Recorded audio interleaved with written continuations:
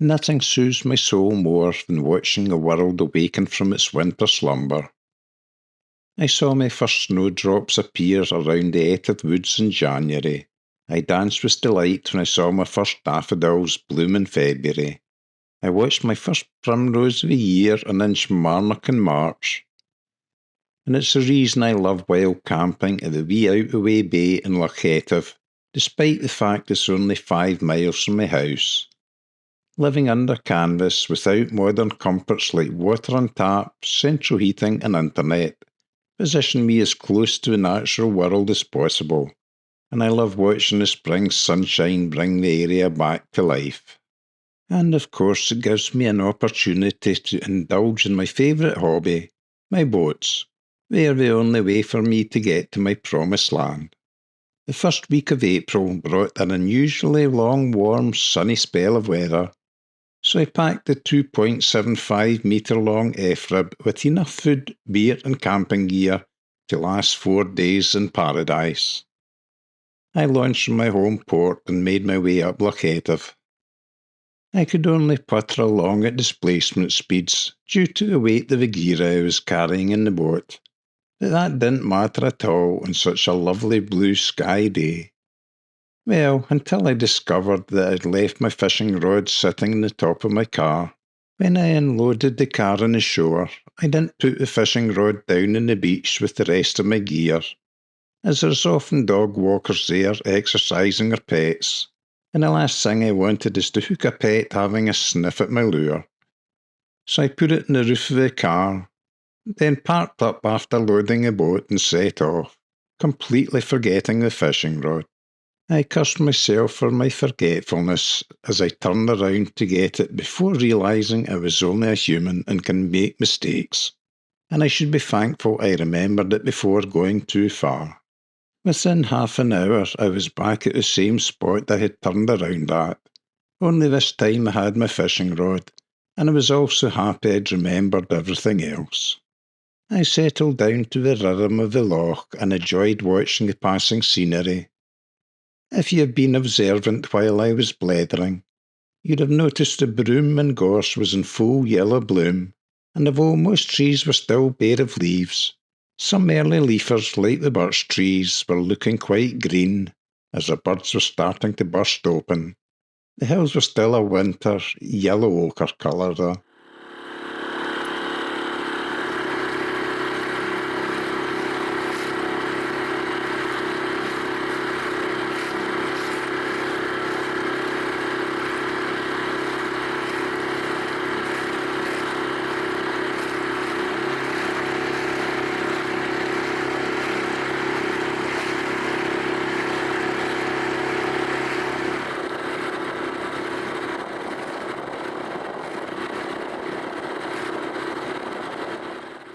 I felt as happy as a sandboy seeing all the familiar sights in this great wilderness. I know all its little nooks and crannies intimately, as I've been this way so often.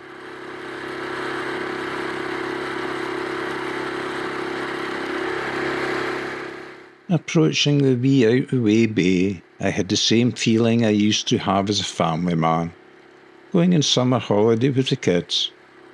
That many years ago, it's hard to believe it was me back then. And never in my dreams back then would I think I would be happy heading for my promised land in the middle of nowhere.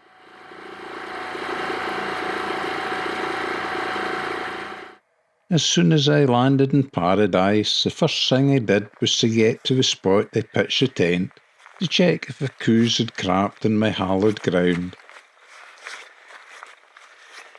I was delighted to find the spot still clean and cowpat free.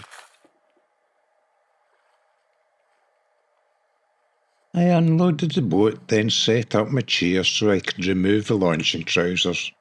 It's a Helinock seat and the feet tend to sink into the sand, so I sat in an old piece of plywood that was lying on the beach.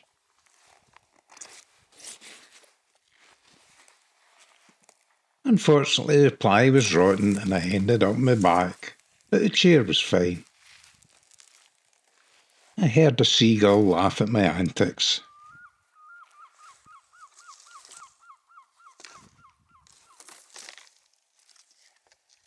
My next task was to set up camp. At least that went according to plan with no mishaps.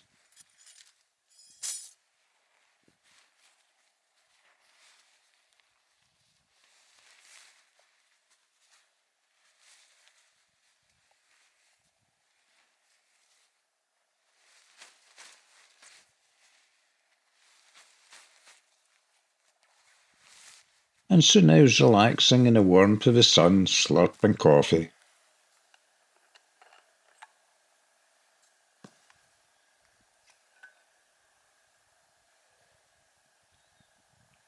I sat happily in the warmth and silence of this special place, reacquainting myself with the stunning scenery.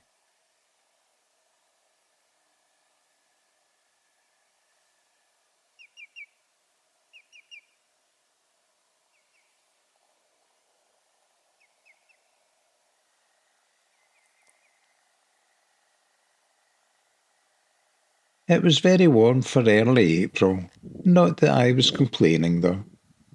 I sat and scoffed a tin of gravy, as setting up camp was thirsty work, and besides, it was a good excuse to celebrate my return to the promised land.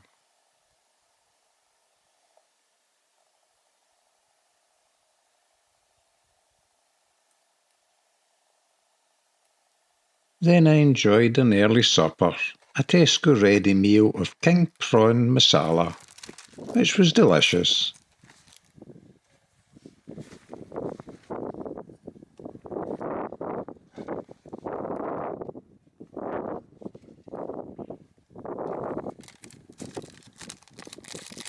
Easy made as it just needs heating up.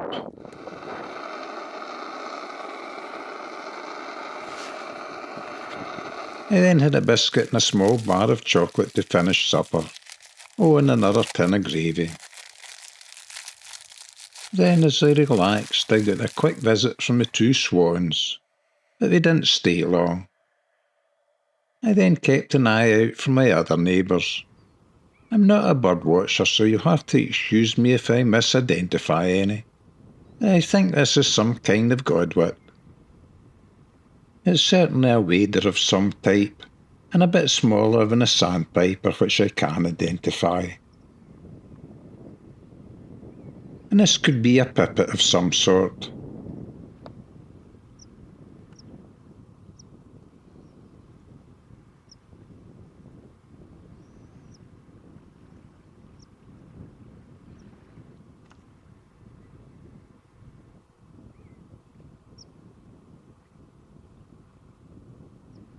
And the bigger bird here is a sandpiper, so you can compare it with the two godwits that are busy feeding at the loch's edge.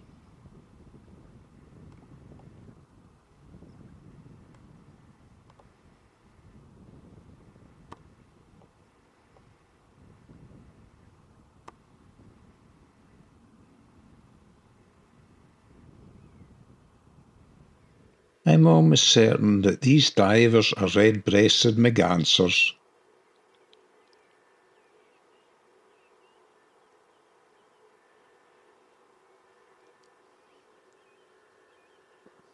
Now a little bored with the local birds, I decided to go for a short walk in the evening sun.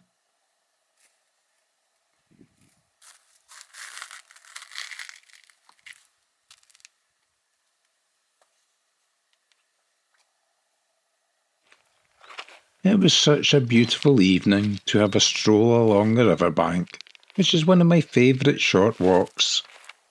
I can't think of a more relaxing way to escape the stresses of a modern world, which I can't help but think is going a little mad.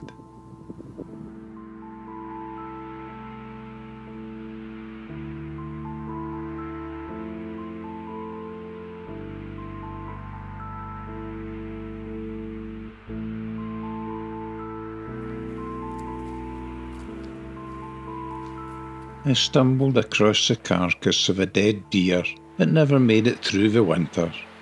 A sobering reminder that nothing lasts forever, and it's best to make the most of what little life we have. I'd now reached my destination, the waterfalls where I get my drinking water, and I also wash in. I sat a while listening to the soothing music of tumbling water.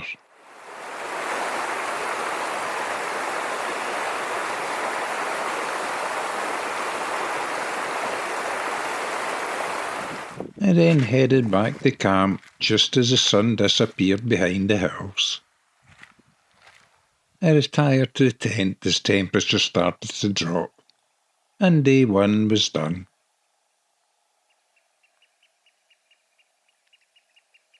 Although I was as snug as a bug in a sleeping bag during the night, I awoke to a cold, frosty morning. It was 7 a.m. and the sun had yet to come above the hills, but half an hour later I really appreciated its warm glow. I enjoyed a breakfast of cereal and coffee. The forecast for the day was for winds gusting to 30 miles per hour in a few hours' time, so I wasted no time in clambering into the boat for a tour round the top of the loch.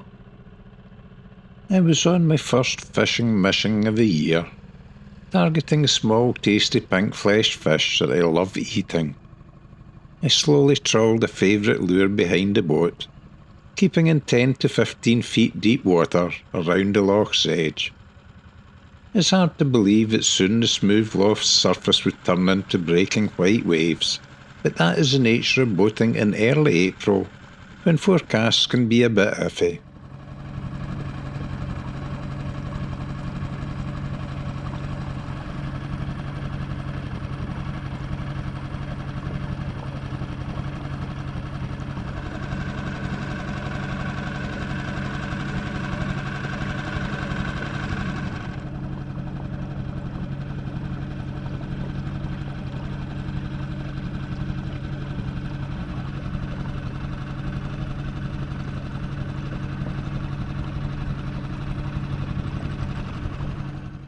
There were certainly no signs of green-leafed buds in the old oak trees, and a gentle breeze when it blew was out the east, and cut me like a knife. I didn't get so much as a bite, or even a bit of seaweed in the lure. I presumed it too bright, cold, and calm for fishing, so packed the rod away and enjoyed the journey instead.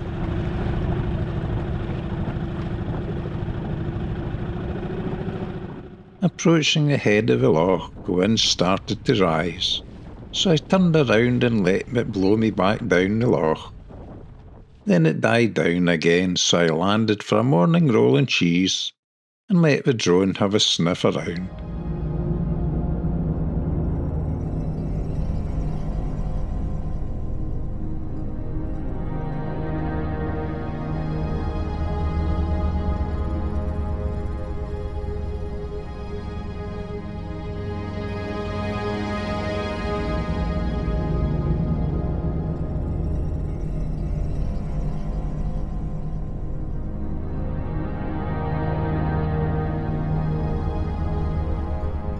The little figure you can just make out on the beach ahead is Doug Kay, another YouTuber and a very keen fisherman.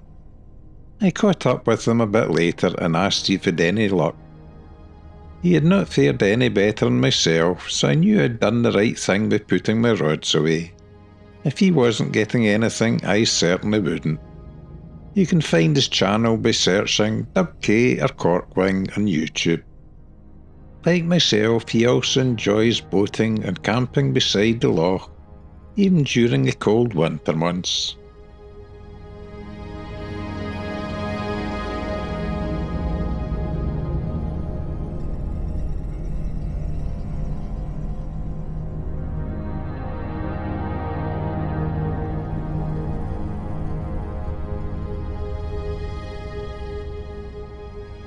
After scoffing my cheese roll, and when the drone returned, I jumped back into the boat and headed back to camp. It was on the way back that I met Doug Kay. And it was back at camp that I met my two neighbours. Yup, you guessed it, the swans had arrived to visit me. I found that this year they have been nice as ninepence to me. No hissing, flapping wings or trying to stab me in the back with big beaks. Last year they became quite aggressive with me, but on hindsight it was my own fault. You see, I gave him some bread back then, so he got angry when I didn't give him any more. This year we're not associating me with food, so treating me as equal, and I'm not feeding them. They are now almost like pets and enjoy sleeping beside my wee boat, and they visit quite often.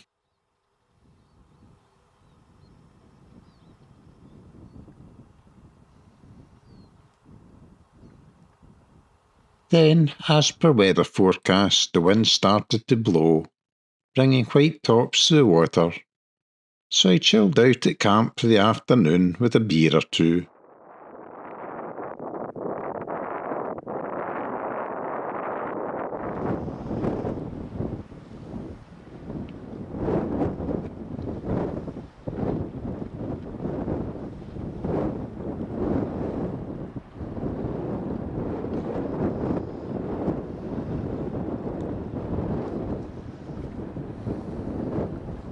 At supper time, I enjoyed a beef burger topped with camembert cheese and put in a roll.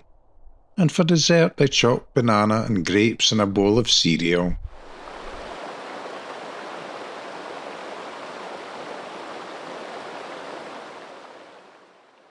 I then headed back to the river to refill my water container.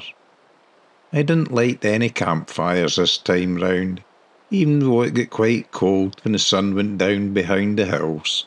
It was a bit too windy and I was worried sparks could be blown onto the tinder-dry vegetation around the camp spot. Instead, I returned to the shelter of the tent and watched a movie on my iPad. I set the GoPro to do a time-lapse of the stars, but the light from the bright moon didn't do the stars any good.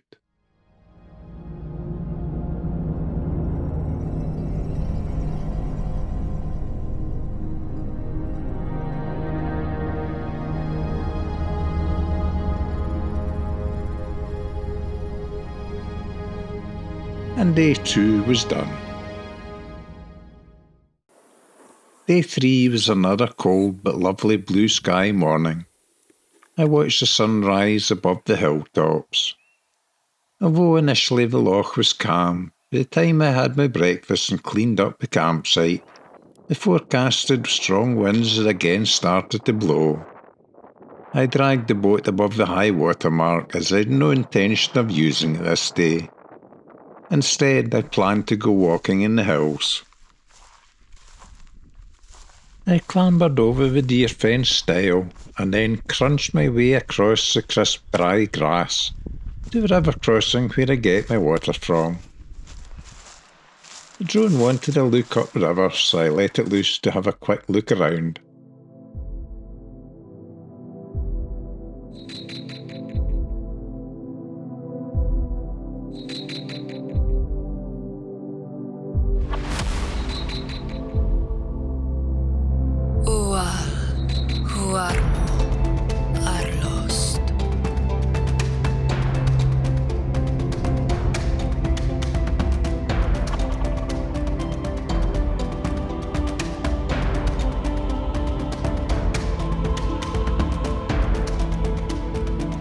Not all who wander are lost.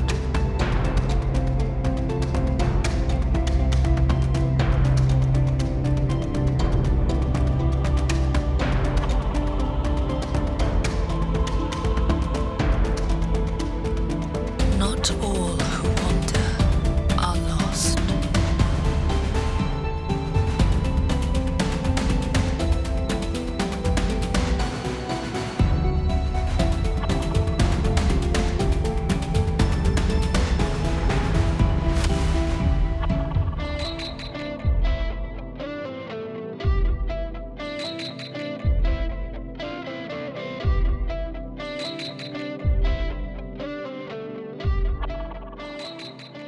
I planned to walk the length of the forest road, which was built beside the river when they constructed the hydroelectric scheme. I never understood why it needed such a wide road for such a small hydro scheme, but it's the only reason for the road, and it leads to the middle of nowhere. I intended then continuing along an old quad track before it too petered out in the middle of nowhere. and then I intended trying to reach a small loch deep in the hills behind Ben Trellichan, which is again in the middle of nowhere. It's a fairly strenuous walk for me, and the last time I tried to reach the loch, it proved to be a loch too far. At least I hoped I could see it this time around.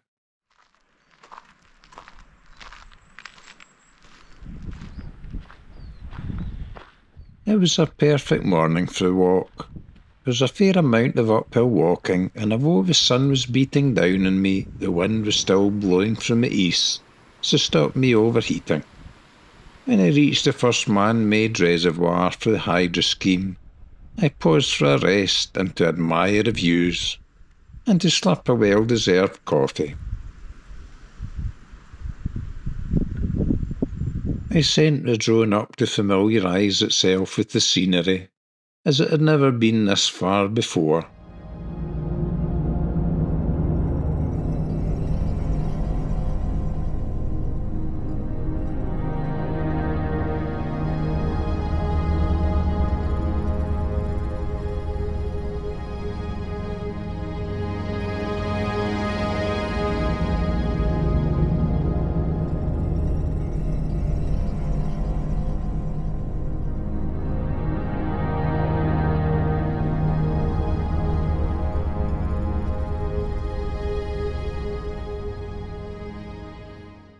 And then I continued on my way, heading along the quad track, overgrown in places with small trees, which shows how often it is used. I plodded on slowly but surely, as I had all day to get to the middle of nowhere. There's little else to do up here, and besides I was enjoying the exercise. And then even the quad track ended, and I had to puff and pant my way across the open hillside. I'm just glad it was such dry weather, as it would have been a wet, squelchy walk from here onwards.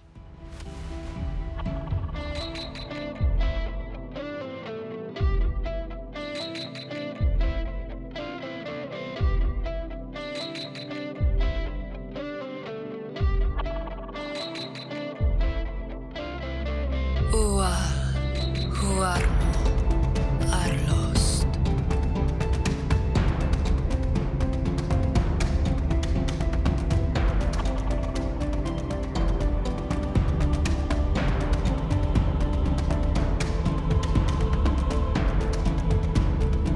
Not all who wander are lost.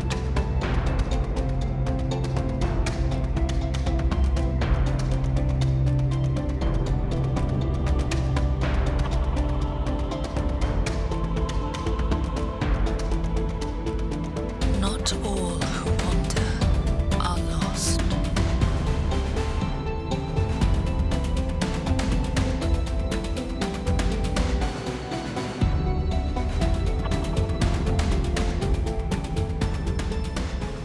Eventually my ageing legs began to weary, and wouldn't go any further, as I was also aware I had to get myself back to camp, or I may end up like the deer carcass I saw the day before.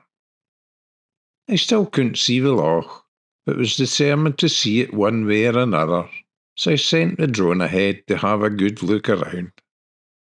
It's a lot fitter than me, and from its high vantage point I finally saw the loch. It was around another kilometre away, so I decided to call it a day, as it would kill my legs getting there, and for no other reason than to turn around and head back the way I came. But at least I can now say I've seen the loch.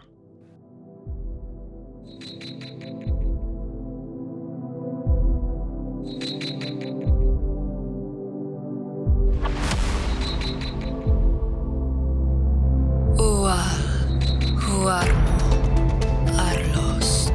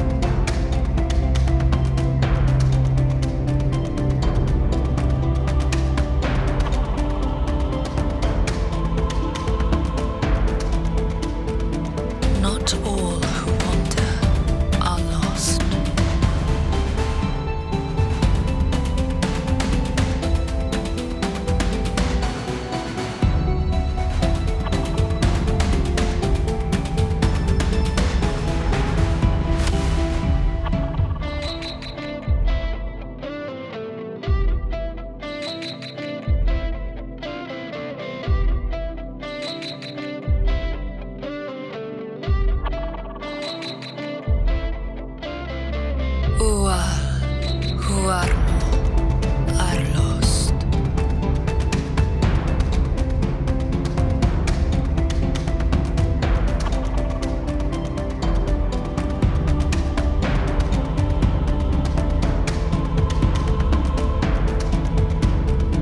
Not all who wander are lost.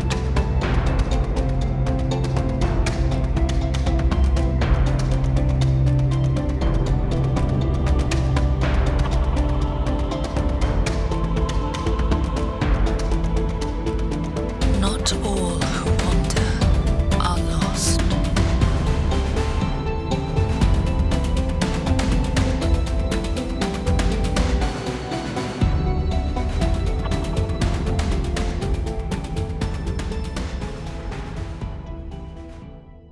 Now all I had to do was get my weary feet back to camp.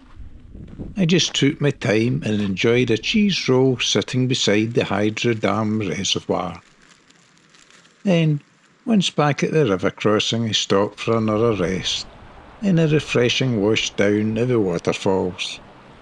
Fortunately, I had my drinking water back at camp, but a tip if you drink water from wild streams is to make sure there's not a dead deer lying just upstream, or an old git washing himself where you fill your container. I had an uneventful night at camp, and day 3 was done.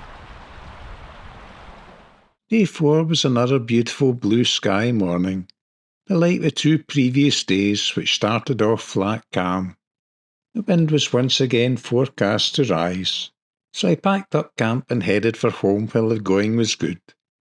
The forecast for the following week was still blue sky days but with lighter winds. I wanted home to get my larger boat ready for the first multi-day adventure at sea. And I enjoyed several days boating in a sea of Guinness froth, and that will be my next video. I hope you've enjoyed this one, and thanks for watching.